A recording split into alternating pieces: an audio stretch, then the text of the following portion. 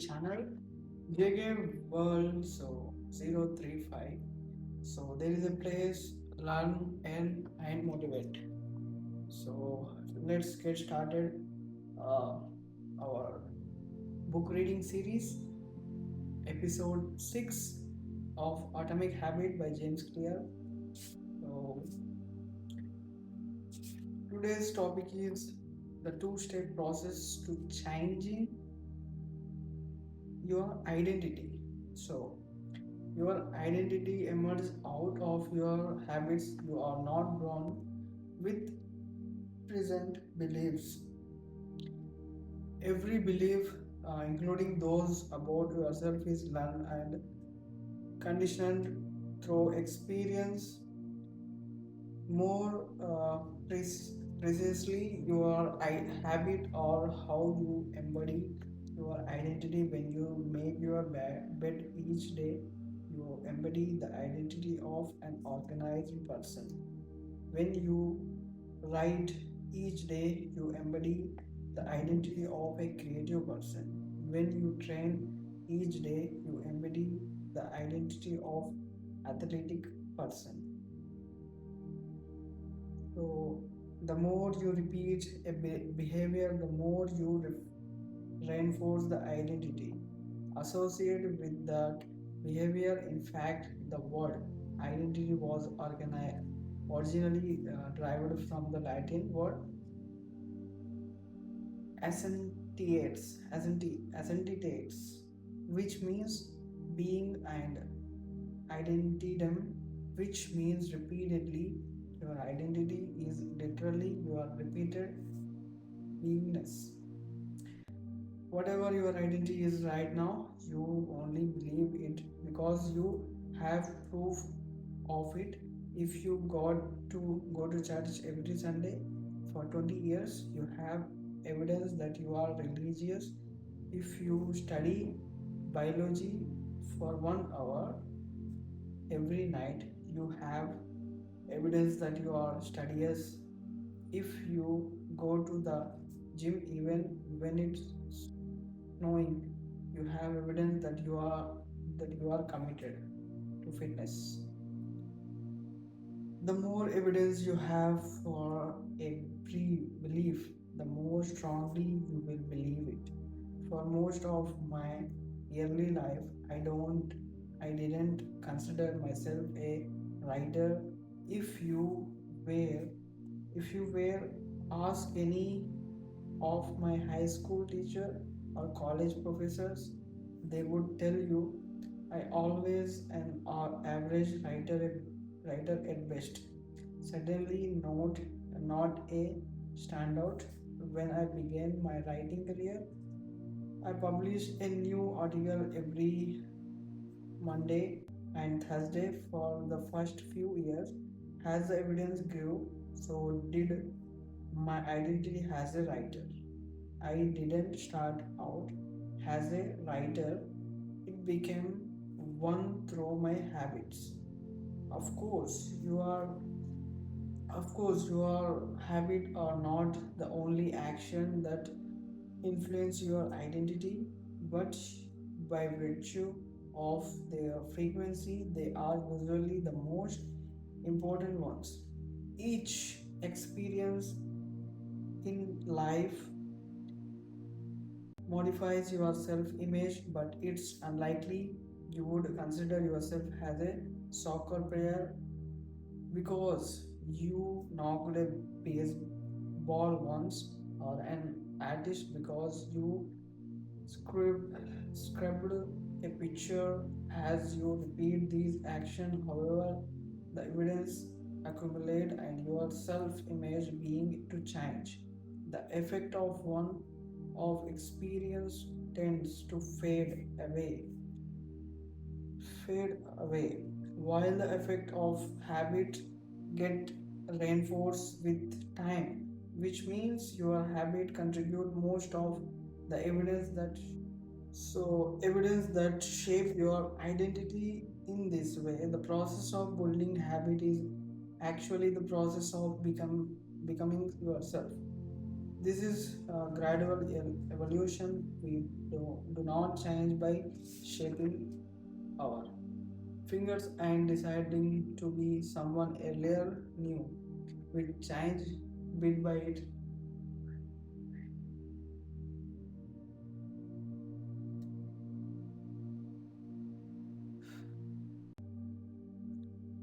We change bit by bit, day by day, habit by habit. We are continually undergoing micro valuations of the self. Each habit is like a suggestion. Hey, maybe this is how who I am.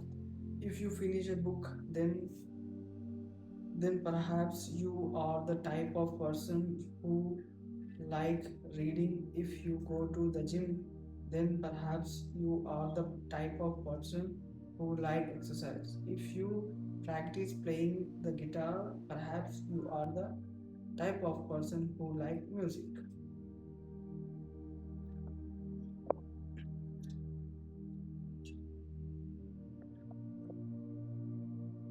So every action you take is a vote for the type of person you wish to become. No single intense no single intense will transfer your beliefs but has the votes but build up. So does the evidence of your new identity. This is one reason why meaningful change does not require radical change. Small habits can make a meaningful difference by providing evidence of a new identity. And if a change is meaningful, it actually is big. That's the paradox of making small improvement. Putting these all together, you can see that habit or the part to changing your identity. The most practical way to change who you are is to change what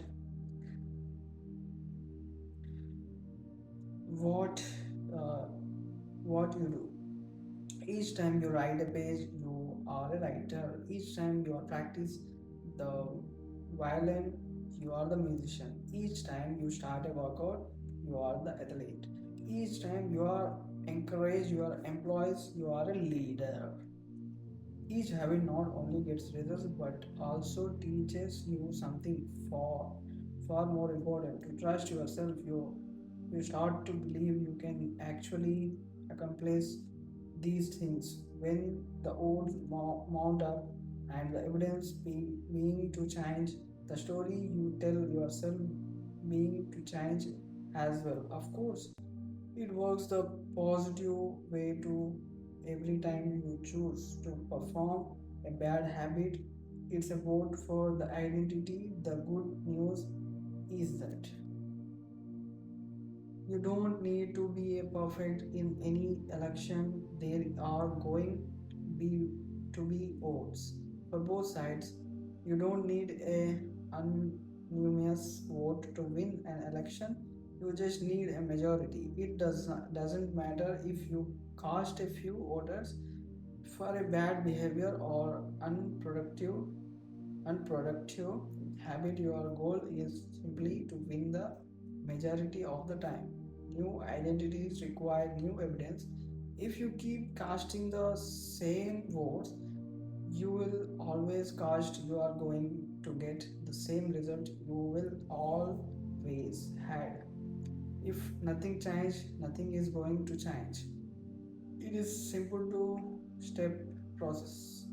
One is decide the type of person you want to be. Number two, prove it yourself with small wins. First, decided who you want to be. This holds at any level. Has an individual, has a team, has a community, has a nation. What do you want to stand for? What are your principles and values? What do you wish to become? These are big questions, and many people learned sure where to be, but they don't know what kind of result they want. To get six packs, abs, or to feel less anxious or to double their salary. That's fine. Start there and work backward from the result you want to be. You want to the type of person who could get those results. Ask yourself who is the type of person that could get the outcome I want. Who is the type of person that could lose 40 pounds? Who is the type of person that could learn a new language? Who is the type of person that could run a successful startup? For example, who is the type of person who could write a book? It's probably someone who is consistent and reliable. Now your focus shifts from writing a book outcome based to being the type of person who is consistent and reliable identity based. This is process can lead a beliefs like so I am the kind of teacher who stand up for her students. I am the kind of doctor who gives each patient the time and empathy they need. I am the kind of manager who advocate for her employees. Once you have a handle on the type of person you want to be, you can be talking small steps to reinforce your desired identity. I have a friend who lost over 100 pounds by asking herself, what would a healthy person do? All day long, she would use this question as a guide. Would a healthy person walk or take a cab?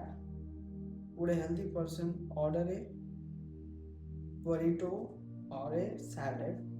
She figured if she acted like a healthy person long enough, eventually she would become that person. She was right. The concept of identity based habit is our first introduction to an other key theme in this book. Feedback loops. Your habits shape your identity and your identity shape your habits. It's a two-way street. The formation of all habits is a feedback loop, a concept we will explore in depth in the next chapter. Yeah, enough. So next line is the real reason habit matter.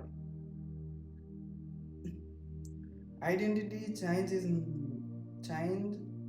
the north star of habit. Change the reminder of this book will provide you with step by step instruction on how to build better habits in your life, your family, your team, your company, and anywhere else you wish. But the true question is, are you becoming the type of person you want to be become? The first step is not what or how, but who. You need to know who you want to be, otherwise, your quest for change is like a boat without a rubber. And that's why we are starting here. You have the power to change your beliefs about yourself. Your identity is not set is set in stone. You have a choice in every moment.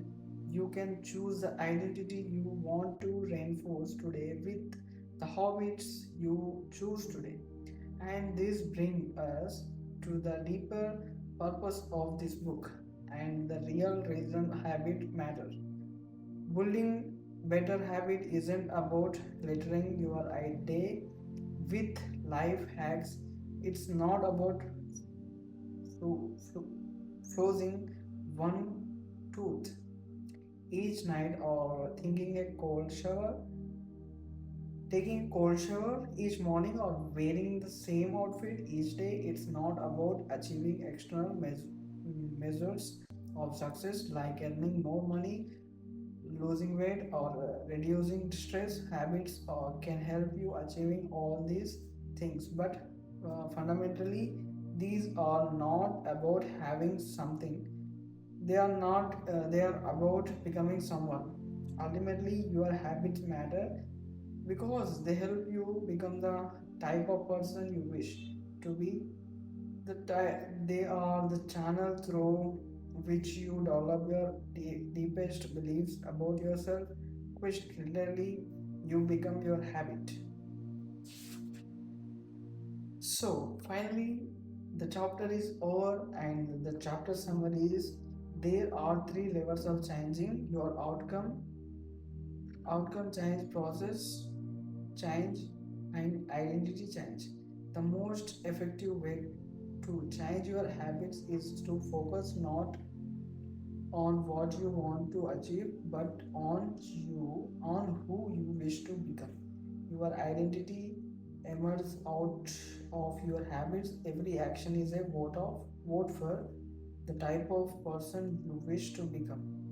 Becoming the best version of yourself requires you to continuously edit your beliefs and to upgrade and expand your identity.